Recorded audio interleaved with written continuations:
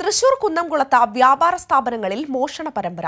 നഗരത്തിലെ 3 വ്യാപാര സ്ഥാപനങ്ങളിൽ നിന്നും പണം കവർന്ന മോഷ്ടാവ് 4 സ്ഥാപനങ്ങളിൽ മോഷണ ശ്രമവും നടത്തി. കുന്നംകുളം ഗുരുവായൂർ റോഡിലുള്ള വ്യാപാര സ്ഥാപനങ്ങളിലാണ് മോഷണം നടന്നത്. കുന്നംകുളം ഗുരുവായൂർ റോഡിൽ ഖാദി ഭവന് സമീപമുള്ള വ്യാപാര സ്ഥാപനങ്ങളിലാണ് ഞായറാഴ്ച പുലർച്ചെ മോഷണവും മോഷണ ശ്രമവും നടന്നത്. ജനസേവാ കേന്ദ്രത്തിൽ നിന്ന് 3000 രൂപയും CV സ്റ്റോറിൽ നിന്ന് 3400 രൂപയും രാഗം വാച്ചുകടയിൽ നിന്ന് 500 രൂപയും മോഷ്ടാവ് കവർന്നു. Sibin stationery, MS vision world, MS kitchen world തുടങ്ങി 4ഓളം വ്യാപാര സ്ഥാപനങ്ങളിൽ മോഷണ ശ്രമവും നടന്നു. സ്ഥാപനങ്ങളുടെ പൂട്ട് തകർത്താണ് മോഷ്ടാവ് അകത്തു കയറിയത്. ക്യാഷ് കൗണ്ടറിലെ പെട്ടിയിൽ ചില്ലറയായി സൂക്ഷിച്ചിരുന്ന തുകയാണ് കവർന്നിട്ടുള്ളത്.